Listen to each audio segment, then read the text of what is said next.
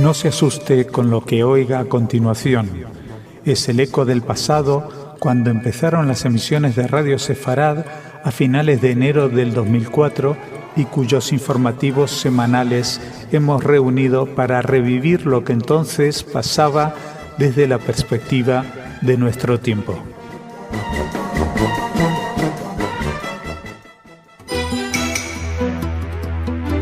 Bienvenidos, esto es Radio Sefarad y estas son las noticias. Empezamos con los titulares de hoy. Obama habla con Erdogan para impulsar normalización de relaciones turcas con Israel.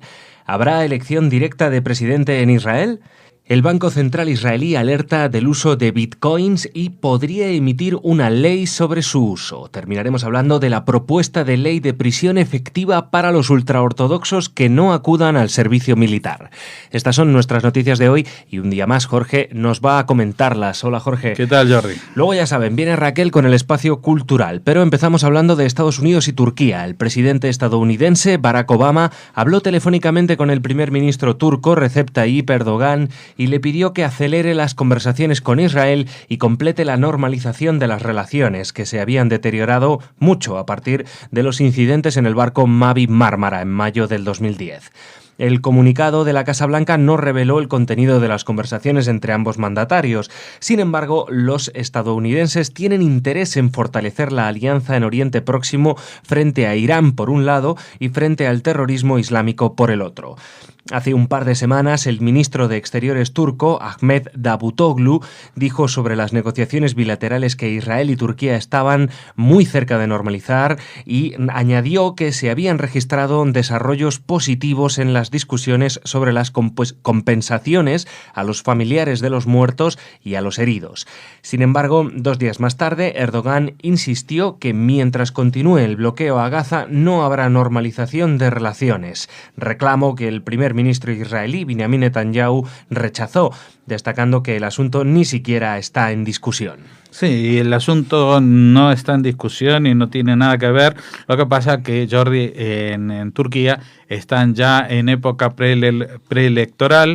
Ya hemos visto hace un par de semanas que Rajoy estaba inaugurando una estación de metro y de pronto lo subieron y estaba en el medio de un meeting del partido islamista de Erdogan, que por supuesto era el amigo más íntimo dentro de Europa, era Zapatero, así que no entendemos muy bien cuáles son las alianzas que puede tener el PP hoy en día con Erdogan apoyándolo. Pero bueno, esta era una rabieta de cara a la galería de Erdogan diciendo no vamos a aceptar ninguna esto mientras siga el bloqueo a Gaza. Y eso es una cuestión de una decisión de Israel, que es una decisión legítima, legal, autorizada internacionalmente, etcétera, etcétera, en la cual pues Erdogan no tiene ni pinta, ni pincha, ni corta. Así que lo que le ha llamado Obama para decir, oye tío, déjate de coñas y atiende a lo que tienes que hacer, que es mejorar las relaciones, porque tenemos algo mucho más importante en el panorama, que es el tema de Irán y el terrorismo islámico. Así que vamos a ponernos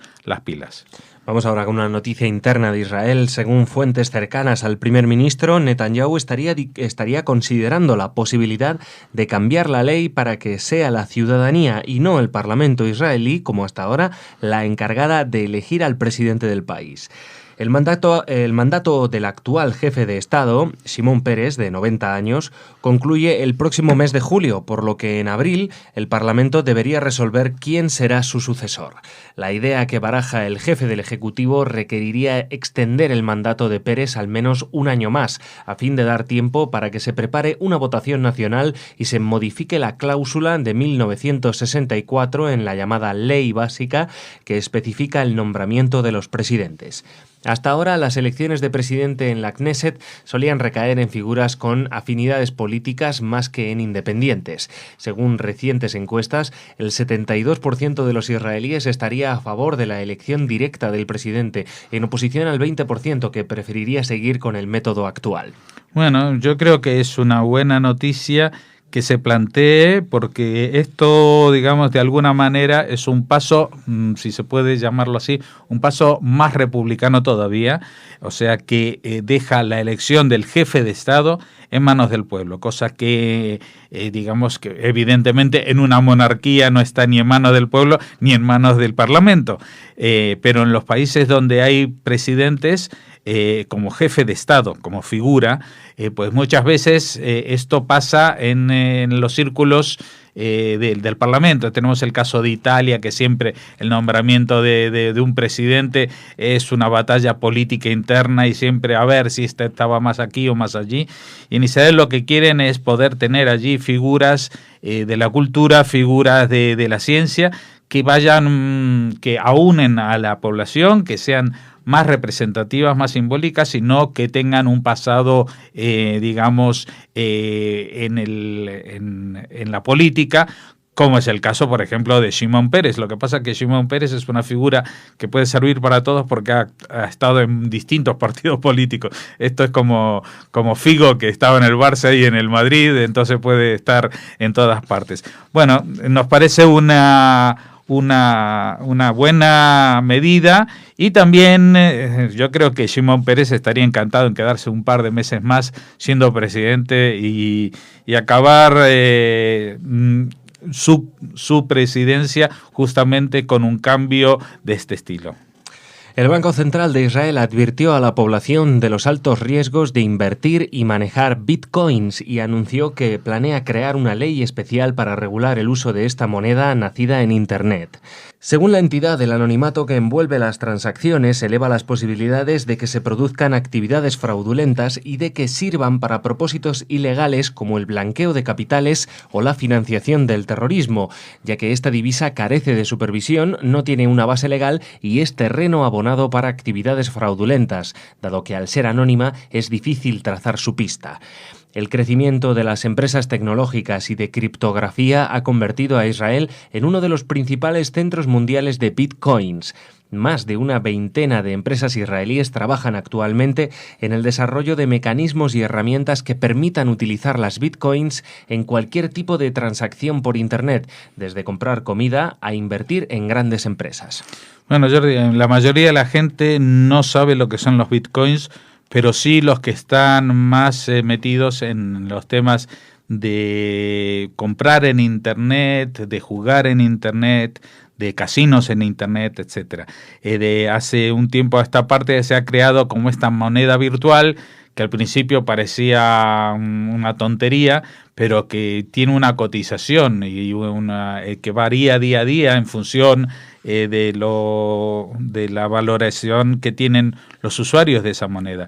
Y esas monedas se adquieren por algunos métodos, algunos que es comprándolo con dinero real, otro es a través de, por ejemplo, en casinos o jugando o haciendo transacciones, beneficios o porcentajes, comisiones de acciones que se hacen en Internet y que se pueden revertir en compras reales en Internet. Entonces, esto se está poniendo ya demasiado serio y la primera economía, el primer país cuyo Banco Central ha decidido reaccionar y promulgar una ley es justamente Israel, porque allí el tema de los bitcoins es bastante más conocido, por ejemplo, que aquí en España, y abre la puerta, dado su anonimato y su democratización sin límites, a que pues por ahí se blanquee dinero y se hagan un tipo de acciones que de pronto sorprendan a la gente devaluando o recotizando estos bitcoins. Una comisión del Parlamento israelí encabezada por la diputada Ayelet Shaked del partido Abait Yehudi aprobó un histórico proyecto de ley que ordena someter a prisión efectiva a todos los jóvenes ultraortodoxos de entre 18 a 24 años que no cumplan el servicio militar. El proyecto de ley se enfrentó de inmediato al rechazo del diputado Moti Yogev, del mismo partido que la Shaked, quien instó a la comisión a una segunda votación antes de que sea elevado al Pleno de la Knesset para su aprobación. Si el proyecto se convierte en ley, los rabinos ultraortodoxos han advertido que los estudiantes de las academias rabínicas, las yeshivot, preferirán colmar las cárceles de Israel que ponerse el uniforme militar. La propuesta cuenta con el apoyo del ministro de Finanzas y del primer ministro Benjamin Netanyahu. Se espera una gran protesta de este colectivo la semana próxima. Bueno, a ver, creo que los ultraortodoxos están en el punto de mira y así se llama justamente la entrega de la crónica de Salem Mergui de hoy en el programa de Israel, hablando sobre este tema.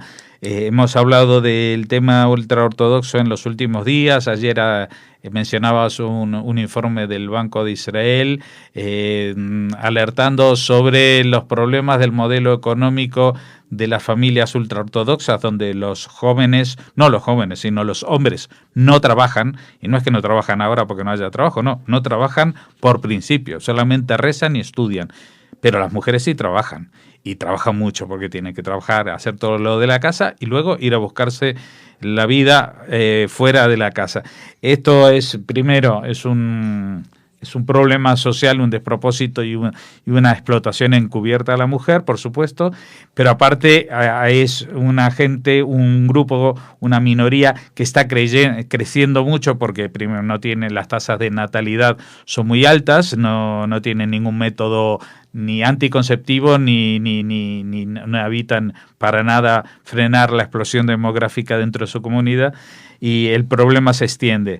Y también tenemos el tema de la ley de reclutamiento en el ejército que se aprobó hace unos meses y que se va postergando, pero que va a llegar el momento. Ya han sido citados a filas, no se han presentado y ahora lo que se quiere llevar a ley es que los que no se presenten a filas vayan a la cárcel, como digamos cualquiera que infrinja una ley.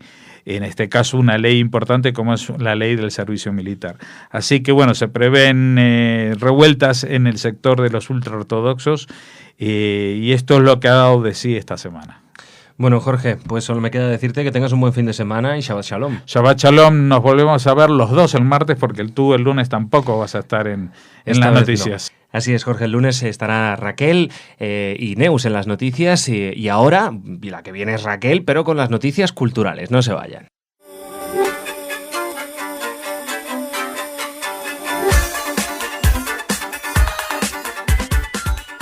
Muy buenas, Raquel. Hola, Jordi. ¿Qué tal? ¿Cómo estás? Pues bien, un poco preocupada por la primera noticia que te traigo, que siempre dices que quieres que llegara a la agenda cultural porque hablamos siempre de cosas buenas, pero esta noticia ya oirán nuestros oyentes, es un poco preocupante. A ver, ¿por qué? Cuéntame. Bueno, había una exposición, se ha inaugurado de hecho, sobre el legado hispano-judío en Marruecos en el Cervantes de Tánger, una exposición que ya se había visto en Tetuán.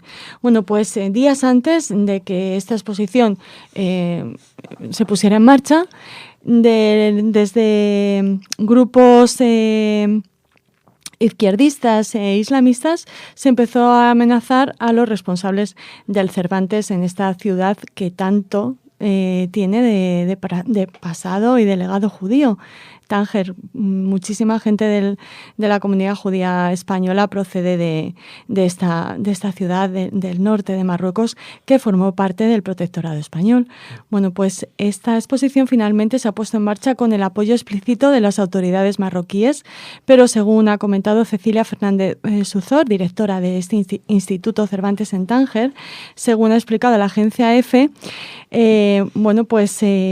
al acercarse la fecha, lo que les comentábamos, se vivió una campaña de mensajes por internet en contra de esta presentación. Un grupo identificado como coordinadora de las fuerzas políticas y sindicales de Tánger escribió una carta al Cervantes en la que amenazaba con una campaña continua de manifestaciones en contra de la exposición. El caso se puso en conocimiento del Vali, del gobernador de Tánger, y este les animó a seguir con la exposición, asegurándoles que iba a haber protección para los que asistieran a esta inauguración. Un grupo de 150 personas se concentró en las cercanías del instituto y coreando proclamas en contra de Israel, además de gritar contra Andrea Sulay, que es consejero del rey Mohamed, pues impidió a mucha gente acercarse a la entrada de la exposición, que en principio estará abierta hasta el 14 de marzo. Los responsables del Cervantes han comunicado que esta muestra está comisariada por Casa Sefarad Israel, que no es una institución israelí, sino enteramente española y dependiente del Ministerio de Exteriores. Pero esto parece que no ha alcanzado a convencer a estos grupos de islamistas e izquierdistas que se manifiestan contra cualquier atisbo de normalización política entre Marruecos e Israel. Lo bueno es que, por lo visto, en el entorno del rey Mohamed VI, bueno, pues hay una clara intención de que estas minorías no se impongan al deseo de normalización, sobre todo en eventos culturales como estos, que hablan también de la riqueza de Marruecos en la época del protectorado español. Bueno, pues no sé qué decirte, Raquel, porque estas cosas siempre pasa lo mismo. Esto ya no es ni siquiera un boicot, sino es directamente ir a sabotearlo, ¿no? Más que un boicot es un sabotaje ya. Pero bueno, siempre cuando se quiere meter la cultura en medio de todo esto, pues no sé. En fin, no sé qué decirte, Raquel. Pues eso, una noticia preocupante, pero bueno, lo bueno es que la exposición sigue adelante y seguro que tiene muchísimo éxito porque estamos convencidos de que mucha gente en Tánger querrá verla y disfrutarla. Siempre son los menos, ¿no? Son poca gente, pero que hacen mucho ruido, arma un ruido terrible. Pero luego en realidad son pocos. Lo que pasa que seguramente el conjunto de la sociedad marroquí no piensa como estos señores, pero es que son poquitos, pero como te digo, arman tanto ruido, molestan tanto que parece que efectivamente, y luego no puedes juzgar a la sociedad marroquí por la opinión o en los actos de estos, que seguro que son una minoría, no me cabe duda, Raquel. Seguro que sí. Si te parece, avanzamos en la agenda cultural. Les hablamos ahora del dúo de pianistas palestino-israelí Amal, que actuará por primera vez en España dentro del Festival de Música de Orense. El festival también acogerá por primera vez en España a los percusionistas ingleses Oduo y amplía sedes en la propia ciudad gallega. Este dúo de pianistas Amal, del que les queremos hablar aquí en el informativo de Radio Sefarad, está formado por el palestino Bisara Arom y el israelí Yarov Goldberg. Ofrecerá, como les comentábamos, su primera actuación en España en el marco de la 7ª edición del Festival de Música Clásica Pórtico do Paraíso de Orense. Así, el concierto será en el Teatro Principal de Orense el día 23 de marzo, una de las 7 sedes del evento, entre las que se encuentra la Catedral Románica de San Martiño, 2 iglesias y una capilla en 2 barrios de la ciudad. O sea que el festival amplía sedes y amplía también representación israelí y palestina. Estas noticias de coexistencia y de encuentro de las que siempre nos gusta hacernos eco aquí en la agenda cultural de Radio Sefarad y en todo Radio Sefarad, por supuesto. Esta me gusta más, esta noticia. Esta está muy bien. Te digo una cosa, ¿y si los músicos gobernaran el mundo? No ¿Y si las mujeres músicas gobernaran el mundo? Bueno, oye, músicos / músicas, ¿vale? Oye, ayer estuve en el concierto de Tali Tali. Muy bien, ¿eh? Muy interesante. Me gustó mucho. Bien. Estas 2 chicas israelíes que han grabado con Javier Limón. Estaba también Javier Limón. Estaba también. Sí. Muy bien. Pues nada, me alegro mucho. ¿Con qué terminamos o no terminamos? Terminamos con la casi habitual recomendación literaria de los viernes. Pues Raquel, casi habitual, dices. Vamos, creo que ha habido una vez que la pobre no encontró un libro, pero por lo demás todos los días trae algo. Pero bueno, venga. Bueno, en este caso hablamos del último éxito del último escritor de éxito en Israel, el novísimo. Lo último de lo último. Se llama En la simetría de los deseos, lo edita Duomo y el autor es Eskol Nebo. No me suena, pero es que es muy nuevo. Es novísimo, claro, y maravillosísimo. Sí. Allí en Israel. Sí. Ya lo han traducido ahora. Ya lo han traducido, pues se presenta ahora en España y todo empieza cuando uno de los amigos de Eskol Nebo, le propone que escriba 3 deseos en un papel. No iba a concedérselos el genio de la lámpara, pero tal vez sí el futuro. Así que los escribió y al menos uno de ellos se ha cumplido, el de ser escritor. Y de hecho, un escritor de éxito. Bueno, pues Nebo aterriza en España con esta novela que relata este episodio de los 3 deseos y que está protagonizada por un traductor freelance terriblemente enamorado de una chica que jamás le corresponderá. Empieza bien el libro. Pero lo interesante es que en el telón de fondo es el Tel Aviv de la Segunda Intifada y lo nuclear del libro es que los amigos siempre estarán ahí, por muy mal que lo pases, con las penas y amor. Ay, las penas de amor, qué Así penosas. que hemos entrado en contacto con la editorial para ver si podemos hablar con alguien que nos acerque más a la simetría de los deseos. Les comentamos algún dato sobre el autor, Eshkol Nevo. Nació en Jerusalén en 1971, es nieto de Levi Eshkol, que fue primer ministro de Israel entre 1963 y 1969. No se considera una persona religiosa, pero no puede evitar sentirse judío. Y bueno, dice que su libro es una novela sobre encontrar tu propio camino al margen de la religión, apoyándote en los amigos sobre todo. Es una historia de amistad la novela y de amor. Hay que apoyarse en los amigos, pero no tanto como para acabar hundiéndoles, ¿eh? Que eso, cuidado, ¿eh? Oye, pues cuando me has dicho lo de los 3 deseos, me has recordado algo que decíamos cuando éramos niños, que te decían, si te encuentras una lámpara mágica y te da 3 deseos, ¿qué pedirías? Y ahí siempre había algún listo que decía, el primer deseo que le pediría sería tener todos los deseos que quisiera. ¿No te acuerdas de eso? No. Que era el truqui Yo de, creo que no de tenía las amigos ventrucos. tan avispados, ¿eh? Sí, y entonces, claro, no, pero el genio de la lámpara te decía que no, hombre. Ese que eso era prohibido. cosas No de era un verdad. deseo legítimo. Cosas de verdad. ¿Y te Bueno. acuerdas en Aladín, Ujú. cuando, no me acuerdo, Aladín, claro, Sí, encuentra Aladino. al genio, Aladino encuentra al genio de la lámpara y le dice, no, hay una serie de cosas que no puedo conseguir, ¿te acuerdas? Una de ellas es revivir a los muertos y otra es hacer que una persona se enamore de otra. Ay, es que Ay, eso es porque muy seguro que eso lo pediría difícil. mucha gente, Muchos, pero está bien que la el genio mayoría. no pueda hacer eso, ¿verdad? Porque eso hay que currárselo. Bueno, nosotros estamos enamorados de nuestros oyentes y esperemos Eso sí. que no nos falten en la Claro que próxima sí. edición de este informativo. Pues eso, muchas gracias Raquel. Shabbat Shalom. Nos vemos la semana que viene a partir del martes. El lunes ya estaréis Neus y tú dando noticias diferentes. Y hasta entonces les esperamos a todos. Que tengan buen fin de semana.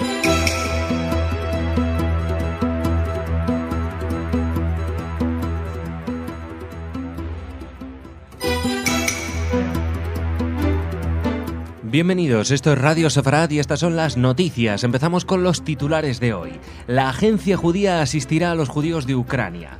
Multinacional química israelí busca intensificar su inversión en Cataluña. Jefe de Estado Mayor israelí critica la propuesta de ley que permitiría a muchos ultraortodoxos no servir en el ejército. Y dimite todo el gobierno egipcio, de acuerdo a la hoja de ruta. Estas serán nuestras noticias para hoy y las va a comentar Jorge, que ya está aquí en el estudio. Hola, Jorge. ¿Qué tal, Jordi? Luego viene Raquel, como siempre, como ya saben, con la información cultural, pero empezamos hablando de la Agencia Judía para Israel, que ofrecerá asistencia de emergencia inmediata a la comunidad judía de Ucrania y ayudará a asegurar las instituciones judías del país. Así lo comunicó el presidente de la organización, Natan Sharansky, aunque sin especificar la forma que tomará esta ayuda. En los últimos días, líderes de la comunidad judía de Ucrania, una de las más grandes del mundo, formada por unos 200.000 miembros, expresaron su preocupación ante el clima de violencia e incertidumbre política que se está viviendo. Por ejemplo, la semana pasada, el rabino ucraniano Moshe Reuben Atman pidió que los judíos dejen la ciudad e incluso el país. La ayuda inmediata provendrá de la Fundación de Asistencia de Emergencia para Comunidades Judías de la Agencia Judía, que fuera establecida después del ataque terrorista del 2012 en Toulouse, en el que fueron asesinados un maestro judío y 3 niños.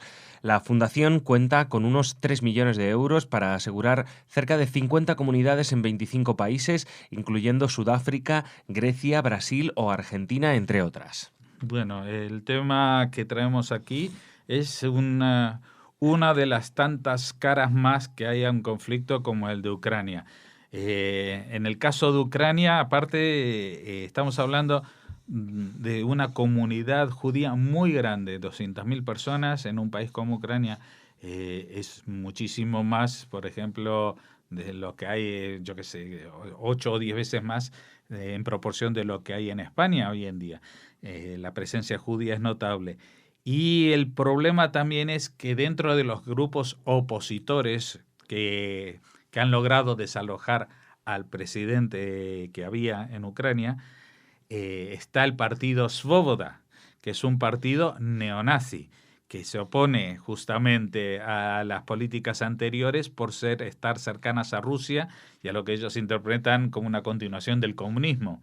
Y entonces ellos se sitúan en contra de esto, pero desde la postura de neonazis.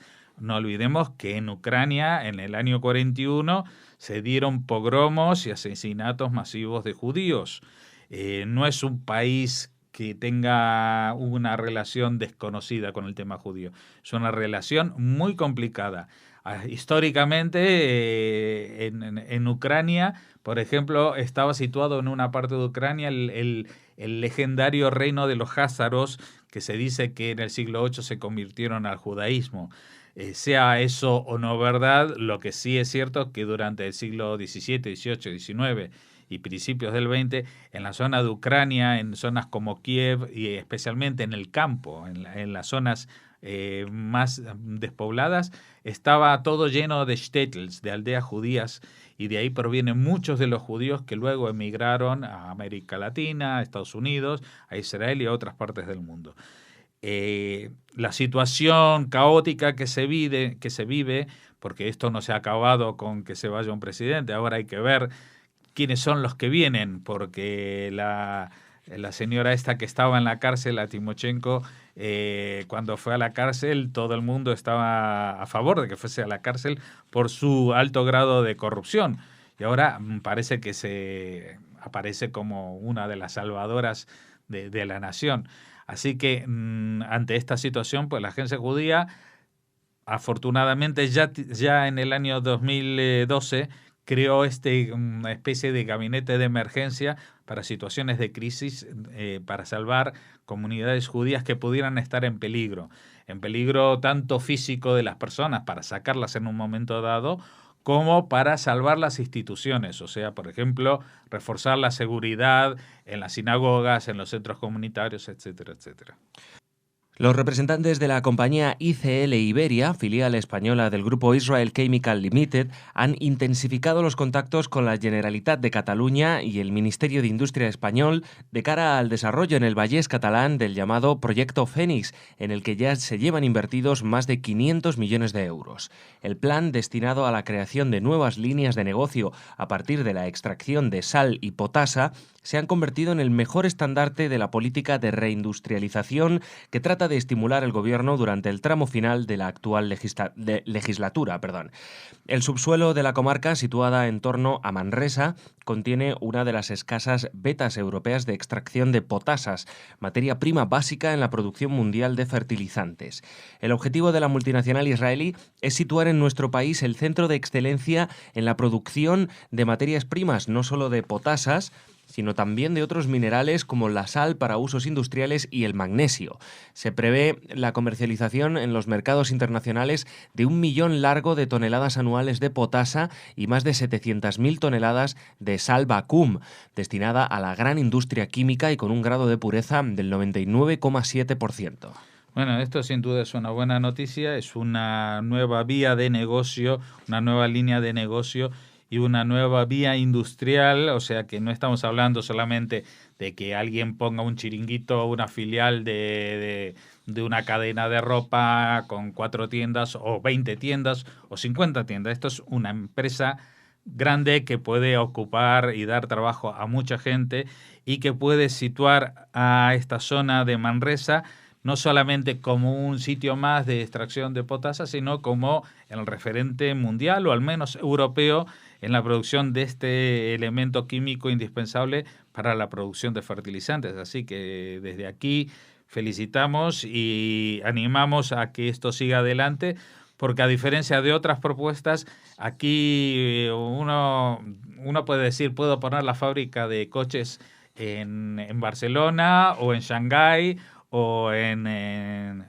Sudáfrica, pero un sitio de extracción de un mineral o un material determinado, pues no puede mudarse porque sí, y ha llegado justo a tiempo en un momento que se necesita mucho. Vamos a Israel ahora. El jefe del Estado Mayor Conjunto del Ejército Israelí, Benny Gantz, criticó el nuevo proyecto de ley para el reclutamiento de jóvenes de la comunidad ultraortodoxa por discriminatorio y por suponer una reducción futura del número de efectivos de las Fuerzas Armadas. La nueva propuesta de ley, que no cuenta con el apoyo de los ultraortodoxos, hasta ahora exentos de un servicio obligatorio para el resto de hombres y mujeres, estipula una serie de cuotas que, según sus críticos, permitiría que muchos puedan evitar la llamada fila. Días. Aunque la ley ha pasado ya varios filtros, está previsto que aún haya nuevas consultas con las Fuerzas Armadas antes de su aprobación definitiva. Sí, Jordi, ya hemos comentado en varias ocasiones el tema del reclutamiento de los jóvenes de la comunidad ultraortodoxa, los problemas que esto conlleva, también para la comunidad ultraortodoxa, también para el propio ejército, cómo adaptarse a este tipo de población. Y en este caso, pues todo el tiempo se ponen en marcha nuevas propuestas de ley para ir viendo cómo implementar digamos, esta idea básica de que ellos también se incorporen a las filas del ejército. Y una de las propuestas era, bueno, vamos a reclutar, pero no a todos, vamos a determinar que sean unas cuotas determinadas, como que para que la cosa sea gradual y no sea que no pille a toda la comunidad ultraortodoxa todo junto, para que sea más fácil incluso para el ejército adaptarse a la llegada de estos nuevos reclutas. Sin embargo, como suele pasar cuando uno tira por la calle al medio, no les gusta ni los de la acera de la derecha ni de la acera de enfrente. Entonces, a los ultraortodoxos no les gusta porque, a pesar de que permite muchas exenciones, pues a otros no los exime. Y en definitiva, ellos hasta ahora no hacían servicio militar.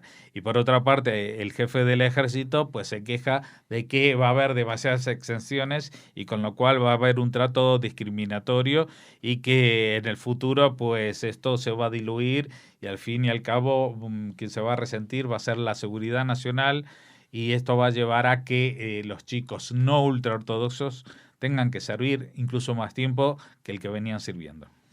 Y terminamos en Egipto. El primer ministro egipcio, Hassem al-Belblawi, anunció de forma repentina su dimisión y la de su gobierno y destacó que ha terminado la primera etapa de la hoja de ruta trazada por los militares para el periodo transitorio.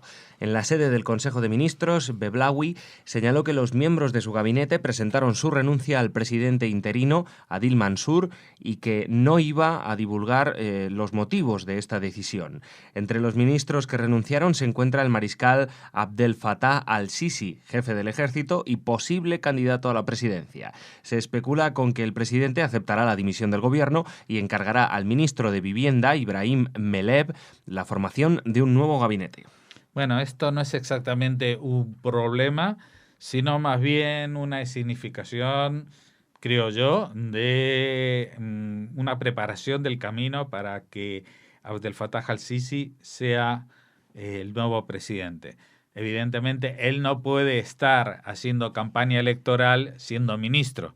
Eso, digamos, que igual hace unos años sería lo más normal, pero hoy en día pues lo criticarían por ser una práctica poco democrática, y está bien que no lo haga, que no aproveche los resortes del poder para promover su candidatura.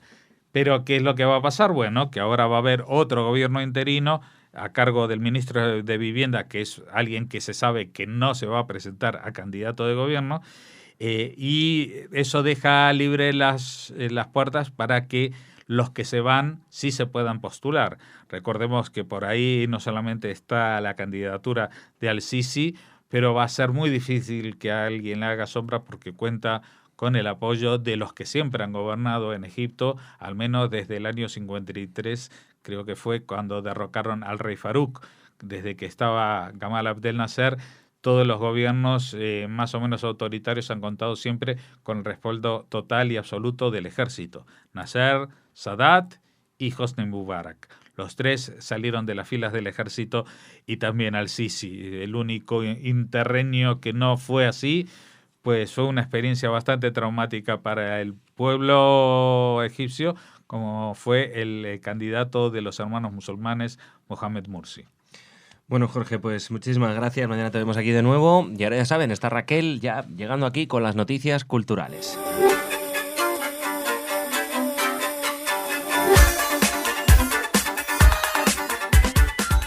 Muy buenas, Raquel, ¿cómo estás? Hola, Jordi. Bueno, empezamos con un adiós, una triste noticia. Sí, la verdad que sí. Como ya sabrán muchos de nuestros oyentes, nos ha dejado Alice Gershomer, que era, se cree la sobreviviente del Holocausto de más edad.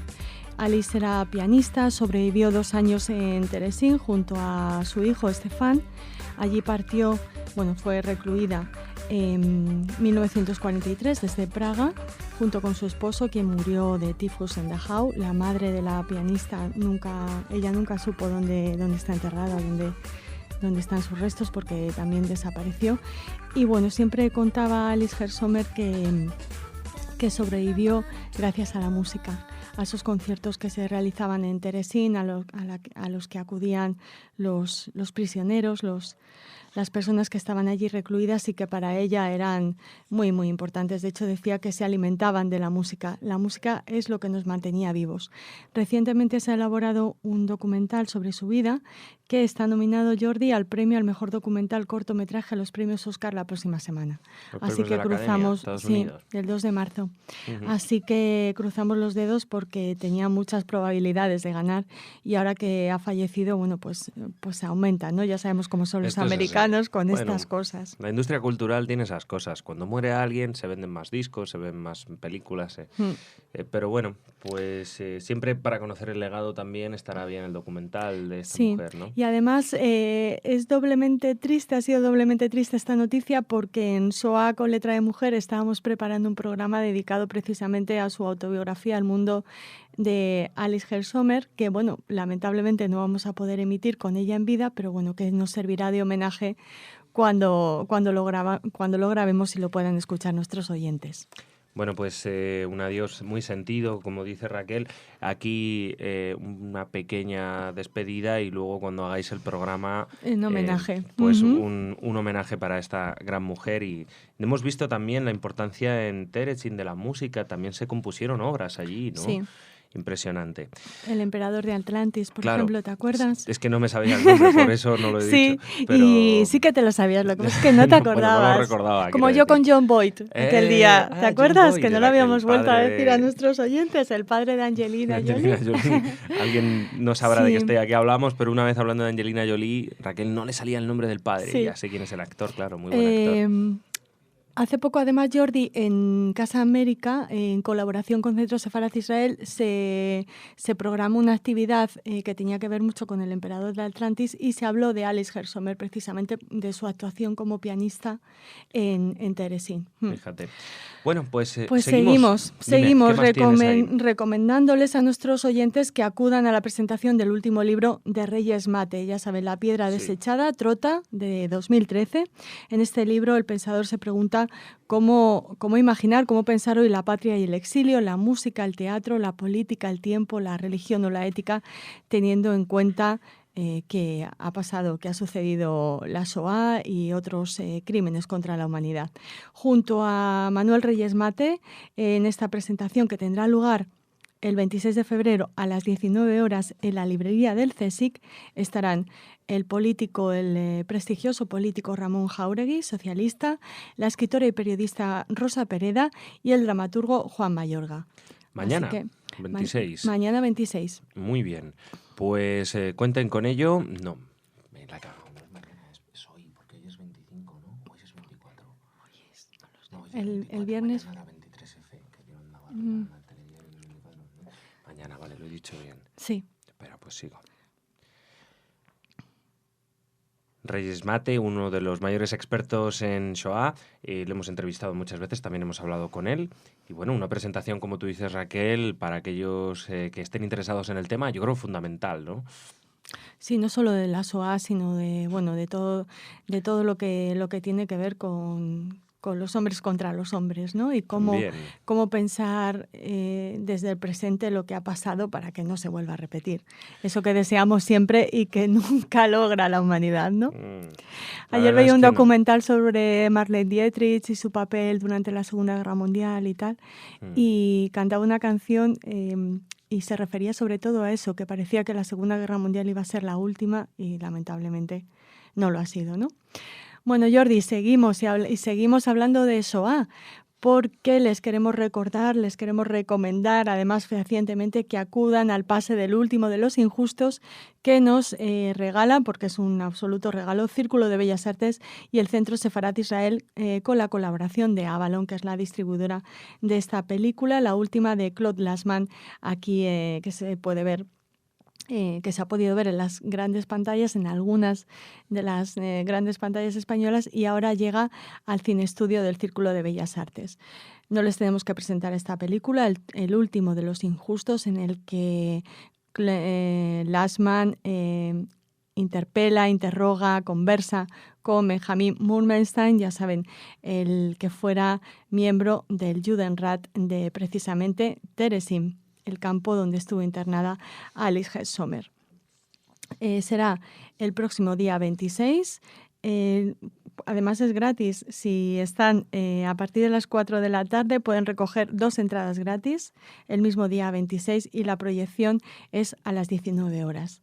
Así que si no han tenido la oportunidad de ver esta gran película de Claude Lanzmann, les recomendamos que lo hagan. Y terminamos, Jordi, un poco más animados hablando de fútbol. ¿De fútbol? Y hablando, trayéndoles aquí la noticia del éxito de una exposición Fútbol y Judíos que se ha celebrado en el Museo Judío de Londres. Bueno, la exposición estuvo hasta el 23 de febrero y contestaba preguntas como qué tiene que ver el fútbol con la identidad judía, por qué la Cruz Gamada pudo volar sobre White Hart Lane. Y bueno, esta exposición es una importante muestra que explora la historia del fútbol británico y los judíos.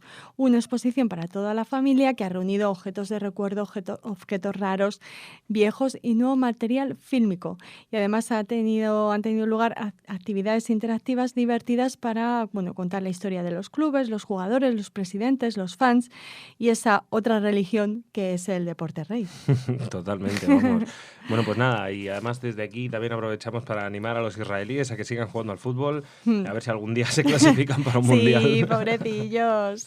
Ellos lo intentan. Sí, siempre lo intentan, pero bueno, de momento es complicado. Y le mandamos un saludo a Sergio Levinsky, ¿te parece? Sí, Nuestro claro experto que sí. en deportes, con el que tantas veces has hablado de fútbol y judíos, Jordi. Por favor, y figuras históricas del fútbol que las hay, y algunas muy curiosas. En nuestro programa Más que Fútbol hubo una temporada que Sergio nos contaba acerca de figuras del fútbol y nos habló de algunos personajes curiosísimos, ¿no? Pero bueno, eso queda ahí en el archivo y... Claro, le recomendamos que recuperen esos programas que eran muy, muy interesantes. Muchos, incluso tuvimos una cobertura especial del Mundial de Sudáfrica con verdad. Sergio Levinsky, que estuvo allí en Sudáfrica y nos contaba todas las semanas partido a partido. Así que nada, además un mundial que ganó España, o sea que también le tenemos mucho cariño desde aquí. Y claro que sí, un fuerte abrazo para Sergio y nada más. Y un besito para ti y otro para nuestros oyentes. Eso es. Hasta mañana. Hasta mañana.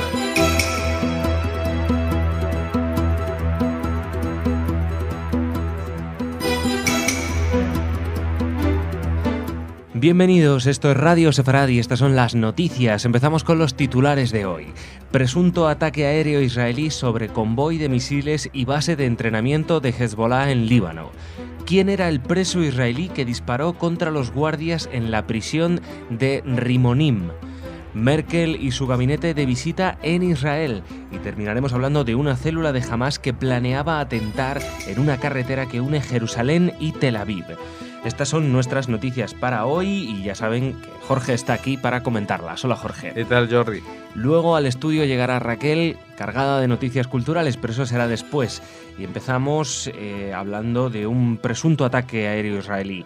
Un canal de televisión saudita fue el primero en informar que la Fuerza Aérea de Israel atacó en la frontera sirio-libanesa un convoy del grupo terrorista chií Hezbollah que transportaba misiles de última generación desde Siria hacia el Líbano, añadiendo que varios miembros del grupo terrorista murieron durante la operación. El ejército israelí se negó a confirmar o desmentir el incidente. Fuentes libanesas precisaron que se produjeron 2 ataques contra bases de Hezbollah en el valle de la Bequé, en el Líbano, junto a la frontera con Siria. Si la información se confirma, sería el primer ataque israelí en territorio libanés desde 2006.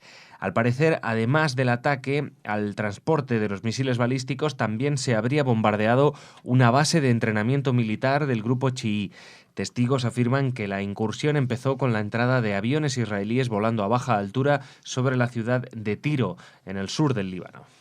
Pues sí, Jordi, ya sabes que nosotros muchas veces informamos de aquí de supuestos ataques, especialmente Hezbollah. Cualquier atentado que tienen en el barrio suyo del Líbano suelen atribuirlo a Israel y nosotros aquí venimos a desmentir esos casos, aunque siempre lo atribuyen.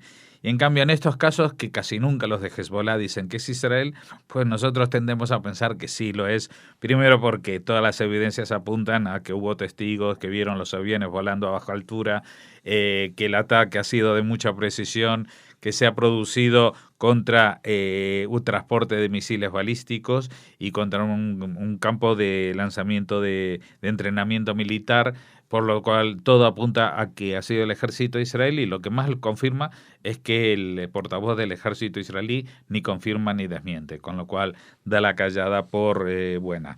Así que bueno, este es un episodio más, pero de los tantos episodios, no tanto de ataques israelíes, sino como episodios donde cada vez el ejército sirio de Bashar al-Assad está traspasando material hacia Líbano, hacia Hezbollah. ¿Cuál es la razón? Aparte de que Hezbollah hoy en día tiene el mayor arsenal de misiles del mundo, aglomerado, acumulado en el Líbano, sino que Hezbollah está en una situación que se tiene que retirar del panorama sirio. Están a punto de hacer una retirada en toda regla porque los yihadistas los tienen fritos, no solamente en Siria, sino también en Líbano, y han decidido replegarse. Y entonces ahora que se están retirando, pues Assad les está pagando su ayuda con estos misiles. Y seguimos. El preso estadounidense israelí, muerto a tiros tras disparar contra varios guardias en la prisión de Rimonim esta semana, estuvo a punto de causar una crisis diplomática con Estados Unidos y su caso provocó cambios en la legislación nacional. Samuel Sheinbein, de 34 años, permanecía encarcelado desde 1997, condenado a 24 años de prisión por un asesinato cometido en Estados Unidos. El reo logró hacerse con un arma de fuego y disparó a varios guardias y agentes de la Gendarmería de Prisiones, 5 de los cuales resultaron heridos de diversa consideración antes de fallecer por fuego de fuerzas de seguridad en la cárcel. Su caso adquirió relevancia en el país después de que un tribunal del distrito de Tel Aviv lo declarara en 1999 culpable por el asesinato y descuartizamiento del hispano Alfredo Enrique Tello en el estado de Maryland, en Estados Unidos, cuando el acusado tenía 17 años. Junto a un cómplice, también adolescente, logró viajar a Israel y obtener la nacionalidad automática al ser hijo de un israelí. El rechazo de la Corte Suprema de Justicia a la solicitud de extradición de Estados Unidos, que se basó en una ley de 1978 que impedía extraditar a ciudadanos israelíes, estuvo a punto de provocar una crisis diplomática con Washington. Este caso llevó al Parlamento israelí a enmendar la legislación para hacer más fácil la extradición de ciudadanos israelíes acusados de cometer delitos en el extranjero. Bueno, esto es un poco el final de un suceso que tuvo lugar durante el fin de semana, en el cual este chico era chico en los años 90, ya había crecido, tenía creo que 30 y pico años, 34 años cuando murió. En una de las salidas, estas que tienen en España se dice de tercer grado, pues adquirió un arma y no se sabe muy bien cómo lograron meterla en la cárcel, y en la cárcel se empezó a disparar contra los guardias y bueno, fue reducido, como se dice habitualmente. Y bueno, era un bicho, era un chaval que con 17 años había matado a un hispano y se había salvado de alguna manera porque había volado a Israel y se había presentado, y por las leyes israelíes no lo podían extraditar, con lo cual se salvó de la pena de muerte en Estados Unidos, porque para este tipo de asesinatos premeditados pues es la condena en Estados Unidos. En Israel solamente le hubieran correspondido 24 años, que se hubieran saldado no dentro de mucho, dentro de 6-7 años, y ya estaba con el tercer grado. Pues no sabemos muy bien qué es lo que le llevó a tomar esta medida desesperada, porque es un poco una medida que lo llevaba al suicidio de alguna manera, porque no sé en otros países, pero en Israel, si tú empiezas a disparar contra las fuerzas de seguridad, lo más probable es que acabes muy mal. Y seguimos. La canciller alemana Angela Merkel se encuentra de visita en Israel para conmemorar el 50 aniversario del establecimiento de relaciones diplomáticas entre ambos países. En su primera comparecencia pública abogó por la solución de 2 estados para 2 pueblos como única solución al conflicto israelí-palestino, afirmando su apoyo a los esfuerzos mediadores del secretario de Estados Unidos John Kerry. Esta visita forma parte de los encuentros anuales que los gobiernos de Israel y Alemania celebran desde 2009, aunque se trata de la primera vez que lo hacen con casi todos sus ministros. La canciller ha tenido varios roces diplomáticos con el primer ministro israelí en los últimos años a raíz de sus críticas a la política de asentamientos y a los retrasos en la firma de un acuerdo de paz. Además, Merkel recibirá del presidente Pérez una condecoración, su inquebrantable compromiso con la seguridad de Israel y la lucha contra el antisemitismo y el racismo. Bueno, esto es noticia en Israel y es noticia en Alemania porque tienen desplazado a prácticamente todo el gobierno en Israel durante estos 2 días. Fíjate qué paradójico que se celebran 50 años del establecimiento de relaciones diplomáticas en 1964. Y estamos hablando de Alemania, el país que apenas 15 años antes, o 20 años antes, había masacrado y asesinado 6 millones de judíos. Sin embargo, las relaciones diplomáticas de Israel con España tardarían desde esta fecha 25 años más casi. Fíjate lo que es paradójico que Israel se pudo reconciliar con Alemania bastante de forma más sencilla que con España. Siempre con España han habido problemas históricos que han retrasado todo esto, y a pesar de que hoy en día las relaciones son muy fluidas entre ambos países, entre España e Israel, todavía, desgraciadamente, hay mucha gente en este país que deslegitima la propia existencia, el derecho a existencia de un Estado judío en Oriente Próximo, con capital en Jerusalén, lo que nosotros llamamos Israel. Y terminamos hablando de una célula del grupo terrorista Hamás que planeaba detonar una bomba en una carretera que conecta Tel Aviv con Jerusalén. Según reveló el Servicio de Seguridad General, el Shabak, los integrantes de la célula se encuentran dentro de un grupo de 15 sospechosos de la aldea de Beit Ur Tahta, en Cisjordania, que fueron recientemente detenidos. El resto de los sospechosos fueron arrestados por el lanzamiento de cócteles Molotov y piedras contra los vehículos israelíes que transitaban por la carretera 443 en el contexto de un aumento de ataques palestinos en los caminos. Muchos de los detenidos son expresos que habrían vuelto a sus viejas tareas e incluso avanzado en sus actividades terroristas al punto de efectuar disparos con armas de fuego o colocar bombas al costado de la ruta.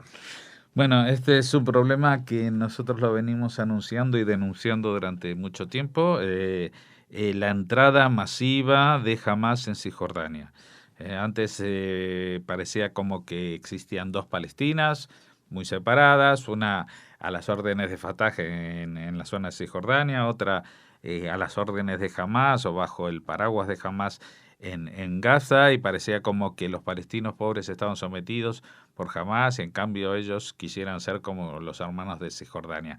Pero resulta que en Cisjordania hay gente que quiere ser como los de Gaza, y se apuntan a este tipo de actividades de terrorismo que, si es de una intensidad más o menos baja, como poner bombas al costado de una carretera o arrojar piedras o efectuar disparos y salir corriendo, es simplemente porque no tienen más medios.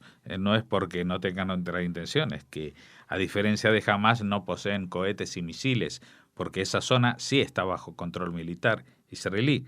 Eso es la diferencia entre lo que es Cisjordania y Gaza, que, como algunos no recuerdan, pues desde el año 2005 no hay presencia militar dentro de Gaza, o por lo menos no hay presencia militar israelí, sí que la hay de los propios palestinos sometiendo a su propia población.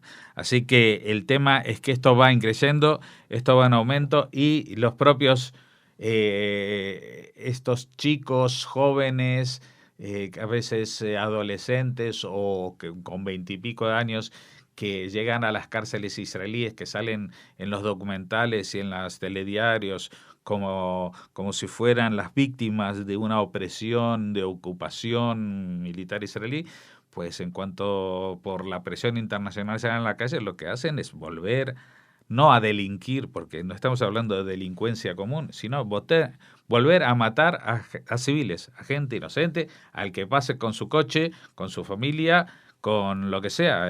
Uno de los últimos casos fue de un ataque a un camión que por las piedras tuvo que pegar un frenazo y la señora que venía atrás con unos niños pequeños pues tuvieron ahí una muerte. Así que esto es terrorismo al máximo nivel posible. No es en terrorismo de baja intensidad. La intensidad está, digamos, pautada por el control justamente militar israelí. En el momento que Israel relaja 1 gramo de su control militar, pues esto pasa de ser una piedra a ser una bomba y pasa de ser una bala a ser un cohete. Bueno, Jorge, pues con esto terminamos por hoy. Te esperamos mañana, claro.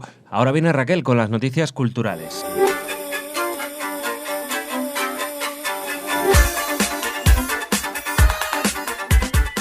Muy buenas, Raquel, ¿cómo estás? Hola, Jordi, muy bien. El Museo Sefardí creo que va a ser uno de nuestros protagonistas hoy. ¿Y crees bien?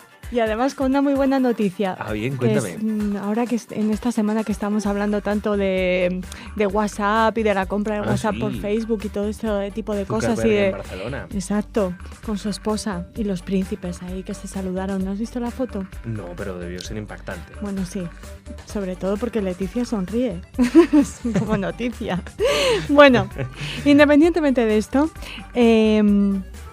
estamos en una semana de la que estamos hablando todo el rato de tecnología, avances y tal. Bueno, pues el Museo Sefardí se une a estos avances tecnológicos y presenta Wi-Fi Museum. ¡Ostras! ¿En qué consiste?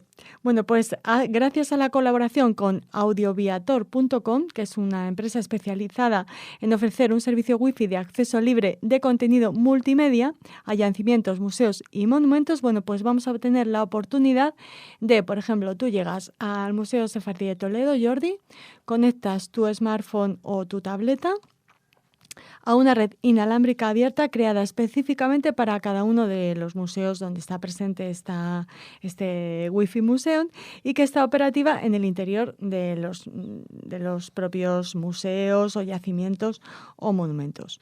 Que tú te conectes a esta red abierta no supone ningún coste ni para ti ni para el museo. No supone ni coste ni consumo de datos, o sea que no vas a tener que estar preocupado por lo típico que ibas por una calle y de repente el ayuntamiento te mandaba cosas y si tú aceptabas, eso pasaba en algunas ciudades españolas hace unos años, tú aceptabas información de, no sé, y entonces eso se cargaba en tu tarifa de datos, pero en este caso no. Bien. Bueno, incluso un visitante extranjero no tiene que soportar ningún coste de roaming. Ah, bien, también. Eso está muy bien. Claro, para los turistas que son muchos. Perfecto. Resulta muy cómodo para el museo y para los visitantes, ya que no precisa instalar una aplicación ni nada especial en el teléfono. Tampoco tenemos que escanear ningún código QR. El acceso es completamente gratuito y súper fácil. La infraestructura instalada se adapta a los espacios del museo y edificios históricos con impacto nulo sobre ellos. Eso también es interesante, o sea, no va a perjudicar a las obras que se exhiban, por ejemplo, en el Museo Sefardí de Toledo. No sabía que las ondas estas podían perjudicar a las obras. Bueno, nos perjudican a nosotros, imagínate a las obras, ¿no? También ya dicen que dentro de unos años lamentaremos haber estado viviendo con el móvil tan cerca de nuestro cerebro, ¿no? Pero bueno, consiste esta aplicación en explicaciones multimedia que virtualmente nos cuentan todo lo relacionado con, por ejemplo, en este caso, el Museo Sefardí de Toledo. Audios, fotos, mapas y textos ayudan a que entendamos de qué se trata, a que conozcamos mejor los contenidos del museo en 2 idiomas, por ahora castellano e inglés.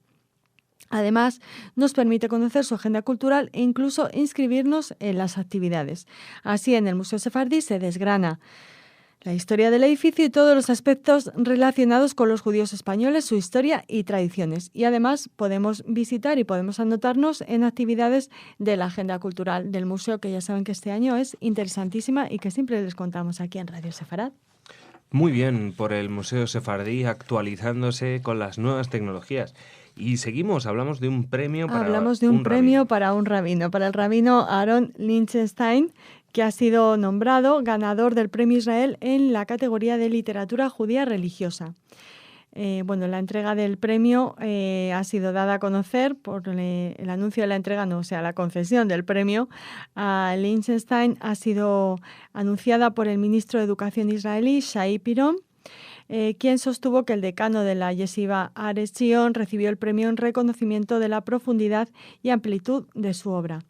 Ha dicho el ministro de Educación que las obras del rabino son una maravillosa contribución de familiaridad profunda y fluida con todos los aspectos de la erudición judía, con una capacidad de tomar conceptos de la Torá profundos y hacerlos apetecibles para el israelí. O sea que es un pedagogo un poco de la Torá y del conocimiento judío. Las obras de Liechtenstein abarcan una amplia gama de temas de la Torá, incluyendo el Tanaj, la Mishnah, el Talmud y la ley judía y el Midrash. El premio Israel le será concedido en el Día de la Independencia de Israel. Tiene Liechtenstein 80 años, un doctorado en literatura inglesa por Harvard y fue el mejor estudiante de otro rabino muy importante, Soloveitchik. Tiene en su reputación, eso sí, es un poco una figura controvertida porque es uno de los rabinos que se opuso a obedecer las órdenes del Ejército de Defensa de Israel, de las Fuerzas de Defensa de Israel, cuando en 2005 el gobierno de Ariel Sharon ordenó la evacuación de la población judía de Gaza. ¿Te acuerdas cuando la desconexión de Gaza? Bueno, pues Aaron Liechtenstein fue una de los rabinos, de las figuras religiosas ortodoxas que se opuso a esta desconexión. Así que, bueno, le entregan un premio a alguien amado y no tan amado en Israel. Bueno, enhorabuena para el rabino, que le dará un premio también por su obra. Y bueno, y luego pues cuestiones políticas al margen, pues sí, siempre hay mucha polémica. Además, últimamente hablamos mucho de los ortodoxos, de los ultraortodoxos y su presencia en diferentes áreas de la sociedad israelí. Un tema con mucho, sí. Hombre, con mucho Jordi, de qué hablar. Tiene sentido que le den el premio a un rabino en la categoría de literatura judía religiosa, ¿no? Sí. Nos preocuparía que se lo dieran a lo mejor Si en otras categorías. Este premio pues sería muy raro, ¿no? Sí. Incluso el primero que se quedaría extrañado sería él, ¿no? O no. Seguramente, o no, bueno, nunca se sabe. Nunca se sabe. Bueno, Jordi, esto me hace recordar a una gran película, Footnote, que sí. por favor, si no la han visto todavía, tienen que verla porque nos habla del premio Israel. Y ¿sí? También que se le concede, es que no les podemos desvelar. Pero hay una controversia también, una equivocación entre un padre y un hijo, los dos estudiosos, el premio Israel de por medio. Bueno, es una gran película de Joseph Sidar que de verdad, si no la han visto todavía, la tienen que ver. Y seguimos hablando de premios, Jordi. Bien. En este caso, un premio español, un premio en concreto segoviano, para una musicóloga experta en temas sefardíes, en el folclore sefardí, la tradición sefardí. Les hemos hablado cientos de veces de la musicóloga Susana Baig. En este programa sabíamos que estaba en España, pero no sabíamos que había venido a recoger el premio Agapito Marazuela, que se va a entregar el próximo abril. Y bueno, hace honor a Agapito Marazuela, que fue un musicólogo, folclorista y dulzaneiro segoviano muy conocido. La comisión del premio ha querido galardonar a Susana por sus trabajos de investigación y sus múltiples libros y discos que recopila la tradición oral y el lenguaje sefardí. Ya saben que ella, Susana Baig Saak, es de origen argentino, pero está afincada en Israel, es profesora de la Universidad Hebrea de Jerusalén y autora de una exhaustiva recopilación de literatura de tradición oral entre los sefardíes de todo el mundo. Su labor investigadora se ha visto completada con la difusión de estos materiales mediante la edición de libros y discos. En Radio Sefarad la hemos tenido en bastantes ocasiones. Les recomendamos que acudan a nuestro archivo para escuchar qué nos contaba la recientemente premiada con el premio Agapito Marazuela. Enhorabuena también para esta musicóloga. Y nada, Raquel, con premios terminamos. Te veo mañana. Mañana más. Hasta mañana.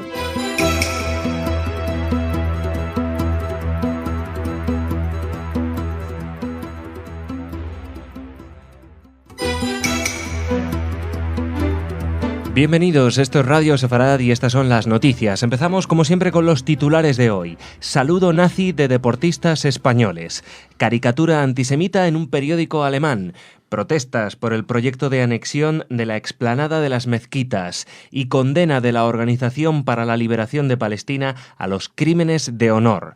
Estas son nuestras noticias, las que vamos a desarrollar hoy, y el comentario, como siempre, a cargo de Jorge, que ya está aquí. Hola, Jorge. ¿Qué tal, Jordi? Luego viene al estudio Raquel con la información cultural, pero empezamos en España. Esta semana se difundió por las redes sociales una foto de una habitación de la residencia del Centro Especializado de Alto Rendimiento de León, con jóvenes que celebran una fiesta en honor de Carlos Tobalina, un lanzador de peso.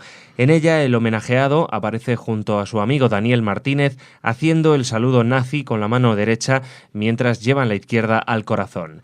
Sentado delante de ellos, el joven discóbolo José Lorenzo Hernández les acompaña levantando el brazo recto.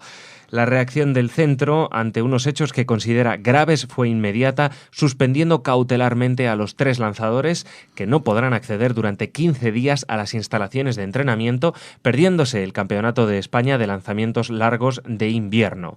La Federación Española de Atletismo también les ha abierto un expediente informativo que podría concluir con una sanción. El pasado sábado, y también vía Twitter, Daniel Martínez ya había ofrecido su versión de los hechos, junto a una foto en la que se le ve con el brazo sobre el hombro abrazando a un atleta de color. Escribe: para todos aquellos que dicen que soy nazi, a chuparla. Bueno, él se ha descrito a sí mismo y aparte, bueno, ya este tema de sacarse fotos con alguien de color o incluso ser de color como Dieudonné no es impedimento para ser ni antisemita ni nazi. O sea que ya esa excusa no la tienen. Y que la Federación Española de Atletismo les abra un expediente informativo que pueda concluir en una sanción, bueno, nos parece una reacción, si quieres, demasiado tibia. Yo simplemente, por poner las cosas en contexto, el Borussia, el equipo de fútbol de Alemania, a un aficionado, no a alguien de la plantilla, a un aficionado que durante un minuto de silencio gritó el Sieg Heil, o sea, el Viva Hitler, pues le han prohibido la entrada a los campos del Borussia hasta el año 2020. Entonces, a ver, si eso se hace con un aficionado, con un profesional que representa a España y que dice a chuparla porque yo me saco la foto con un negro, ¿qué es esto?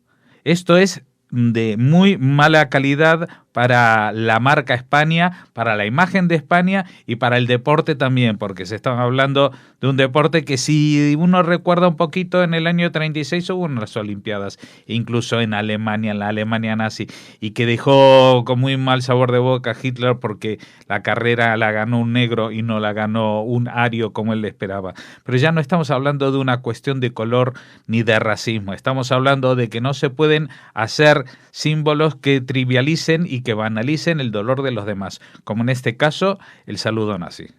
Y seguimos. Un prestigioso diario muniqués ha publicado una caricatura de Mark Zuckerberg con nariz aguileña y que en vez de brazos y piernas tiene tentáculos en plena abducción de ordenadores y móviles. Entre los objetos, un logotipo de WhatsApp.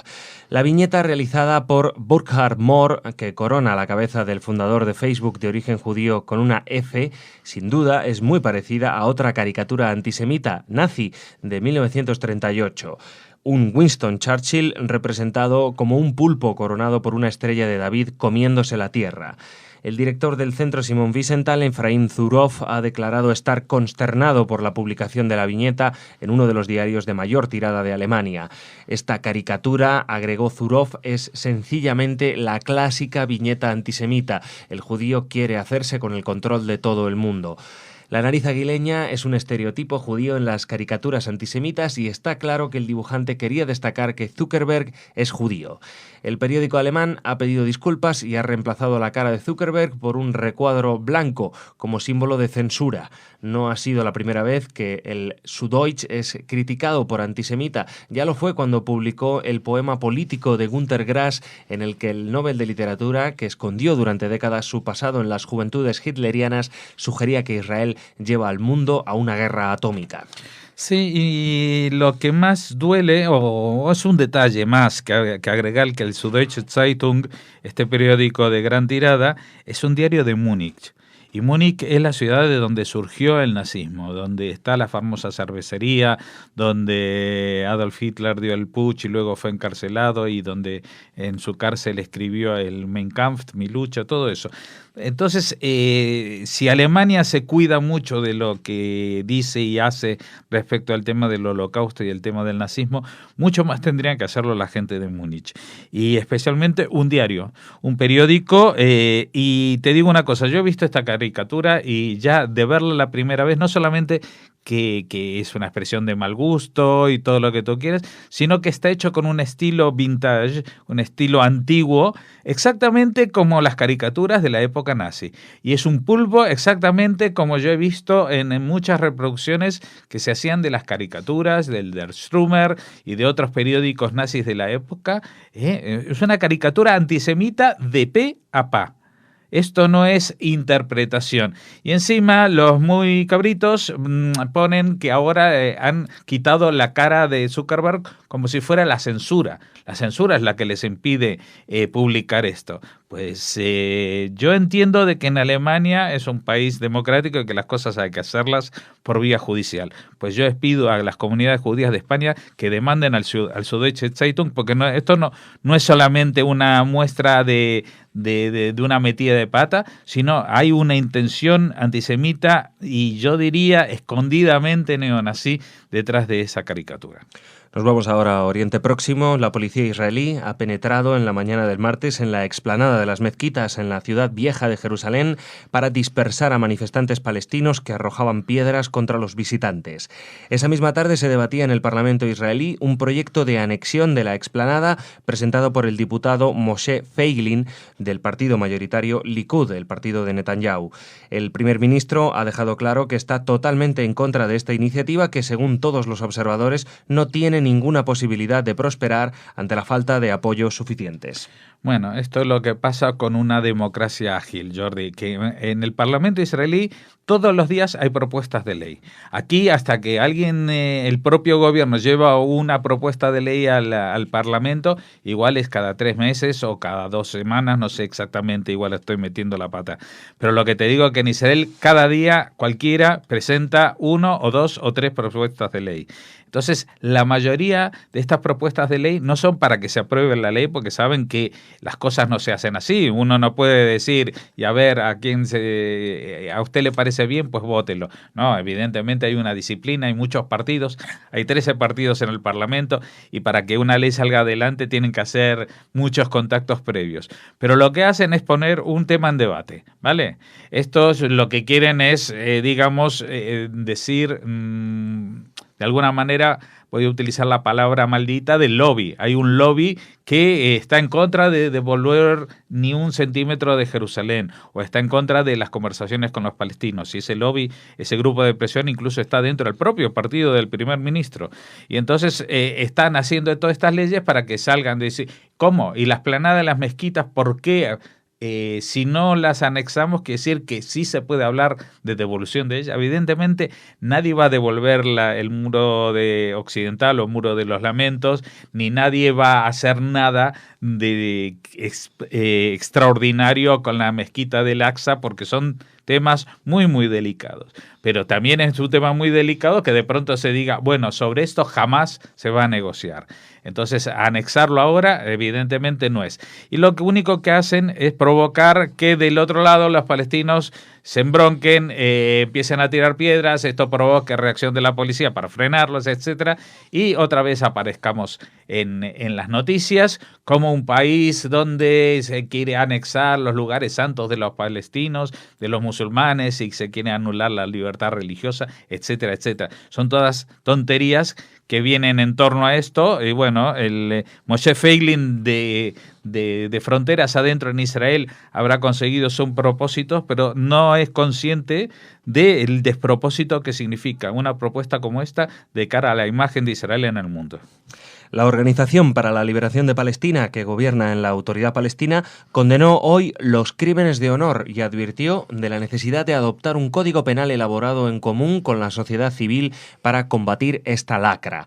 Así lo comunicó la miembro de su comité ejecutivo, Hanan Ashrawi. La ley debe penalizar inequívocamente a los culpables de feminicidio y asegurar la aprobación de penas máximas para estos crímenes atroces. La denuncia coincide con la noticia de 2 crímenes de este tipo cometidos la semana pasada en las localidades gazatíes de Jabalia y Yan Yunis, donde 2 adolescentes de 18 años fueron asesinadas a manos de su padre y su hermano. Estos crímenes no suponen un caso aislado, ya que solo en 2013 un total de 28 mujeres fueron víctimas de esta violencia familiar que castiga con la muerte las supuestas deshonras cometidas por mujeres. Y fíjate, Jordi, que el caso que se cita es incluso todavía más evidente del despropósito que es esto. Son 2 chicas adolescentes en Gaza. A ver, qué deshonor. ¿Qué pueden haber hecho 2 chicas adolescentes en Gaza? A ver, haber salido con un novio que la familia no quería, porque en Gaza, vamos, no pueden salir ni con judíos, ni con israelíes, ni con árabes cristianos siquiera. Entonces, tampoco es que se van a salir del marco de su grupo étnico. Ahí en Gaza solamente pueden estar entre la población que está allí. Pues eso también es una afrenta tan grande al honor que van y se la cargan. A ver, yo lo que no entiendo es las familias que se cargan a sus hijas, esos no tienen honor para sí mismos. ¿Qué honor puede tener que salvar una familia que asesina a su hija y a su hermana? Pues esto no lo entiendo, pero por suerte, y digo por suerte, yo creo que es la primera vez que en un país árabe se plantea, alguien lleva una ley, o trata de llevar adelante una ley que limite o que aborde el tema de los crímenes de honor que se dan en la población árabe, en este caso la población palestina. Y en este caso la que hace el llamamiento es, otra vez, una palestina, pero de Cisjordania, una palestina cristiana de Cisjordania, que está dentro del comité y que dentro del gobierno palestino es una de las figuras claves que siempre han estado más cercanas al diálogo con Israel y que ha tomado, trata de aprovechar el contacto que han tenido los palestinos, esa parte del pueblo árabe, con el mundo occidental a través de Israel, para darse cuenta y para comunicar a su propio pueblo la brutalidad que puede ser esta tradición, entre comillas, de los crímenes de honor. Una tradición que sin duda hay que acabar con ella, aunque alguien hable de relativismo cultural y costumbres locales, etc. Esto es una barbaridad y lo bueno es que no es que lo digamos nosotros, sino que los propios árabes empiecen a hablar de ello. Muy bien, Jorge, pues muchas gracias. Mañana te vemos de nuevo aquí y ahora viene Raquel con las noticias culturales.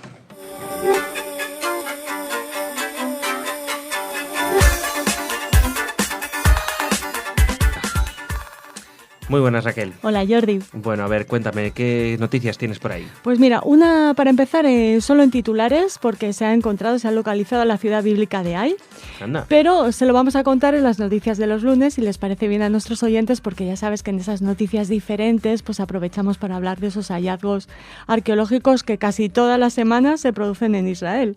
Sí, como decíamos siempre, las noticias de los lunes es ese espacio en el que hablamos de esas otras noticias, porque claro, también hay muchos libros, hay muchas películas, hay mucho material cultural, que no es que lo de la arqueología no sea importante, pero precisamente lo dejamos para el lunes porque siempre es más simpático. Más relajado, ¿no? Claro. Y no sé si lo que me vas a contar ahora es simpático o no muy simpático. Pues mira, el protagonista no es precisamente simpático según algunas de las personas que han tenido que tratar con él cuando ha venido a España, pero es un gran cineasta. Amos Gitai, el cineasta israelí. Ya saben que en estos momentos hay una exposición muy importante dedicada ¿Reina Sofía? En el Reina Sofía, exactamente. dedicada a él, bajo el título de Las biografías de Amos Gitay, pero también en Francia se homenajea a este cineasta israelí. Está de moda Amos Gitay. Sí, lo hace la Cinemateca Francesa, que inaugura hoy la exposición Amos Gitay, arquitecto de la memoria. Juegan un poco con la profesión de Amos Gitay antes de dedicarse al cine, que es la arquitectura. Bueno, pues está dedicada, como supondrán, a la obra y la vida de este cineasta israelí, quizá el más conocido en todo el mundo de los realizadores de este país. Es una retrospectiva de toda su obra, también hay apuntes biográficos y además esta exposición incluye el estreno francés de su última película, Ana Arabia. Es una exposición múltiple en la que Gitay el 1 de marzo dará una clase magistral y la exposición en sí concluirá el 6 de julio próximo. Tiene su origen, esta exposición, en la donación de los archivos personales que hizo el director a esta Cinemateca Francesa en 2007. Se trata de un conjunto de documentos, fotografías, notas e imágenes que retratan con precisión 40 años de creación y cada uno de sus proyectos, tanto documentales como de ficción. Está dividida en 4 partes. La exhibición va de lo más personal, íntimo, al Gitay más universal y metafísico. Y en la 7ª planta del edificio, por ejemplo, Jordi, donde tiene la sede la Cinemateca, el homenaje a Gitay comienza con las imágenes de la guerra de Yom Kippur, que él mismo grabó cuando era soldado en esta guerra y fue gravemente herido en un ataque sirio contra el helicóptero en el que viajaba como camillero. Precisamente esta es una de las escenas o el argumento de su película Kippur, que es la más autobiográfica del cineasta y que desde aquí les recomendamos porque es de una gran belleza, además que es un alegato también contra la guerra. A favor del pacifismo, ¿no? Sí, retrata muy bien las relaciones entre los soldados durante la guerra. Está muy bien. Tiene momentos líricos al principio, es una historia de amor también. Bueno, tiene muchas cosas. Yo siempre digo lo mismo, Raquel, no sé dónde lo oí. Cuando dicen, no, la guerra la ganó no sé quién, la guerra la perdió no sé quién. No, la guerra la pierden todos siempre. No la gana nadie. Pero bueno. Bueno, ya sabes que Amos Gitay se caracteriza por esos larguísimos planos secuencia, como los que podemos disfrutar en Kippur. Y que cada vez hay menos en el cine. Sí, pues que son muy difíciles de... Todo es tijera. Claro. Sí, también los actores... te quiero decir que pone a prueba al actor, porque hay que... Pero es verdad que aunque, por ejemplo, en el cine de Hitchcock, ¿no?, es incluso magistral, ¿no?, como en La soga, ¿no?, creo que es toda la peli un plano secuencia, prácticamente, ¿no? Prácticamente. Pero ya no lo hay. Ahora está todo tiene tanta tijera el cine, ahora es increíble, ¿no? En Cautivos del Mal también hay un plano ¿sí? secuencia maravilloso. Y como les decimos, en Kippur y en concreto Ana Arabia, la nueva película de Gitay, es un plano secuencia de 85 minutos que presentó en la Bienal y la Muestra de Venecia de 2013 y que estrenará en París el 4 de junio. A ver si muy pronto podemos verla aquí. Esta exposición, que está ahora en la Cinemateca de Francia, como les comentamos, viajará después a Lausana el próximo otoño y a Bruselas en la primavera de 2015. Y bueno, la exposición se cierra con el Gitay más universal y metafísico confrontado a cuestiones de mitología, familiares, nacionales y a textos sagrados como la Biblia, la Cábala o el libro de Esther. Pues nada, tenemos a Amos Gitay aquí en España, en Reina Sofía, como vemos también en Francia, están pendientes de él y bueno, pues nada, arquitecto, oye, arquitectura y cine tienen mucho que ver en realidad. Desde luego. Ser arquitecto y ser director es una construcción y tienes que además manejar a mucho personal. Tú haz esto, tú haz lo otro. Sí, dos profesiones muy, muy interesantes. Muy interesantes. Pues nada, oye, a ver si Amos Gitay nos regala algunas palabras algún día. Bueno, estuvo aquí hace muy poco, cuando se inauguró la exposición.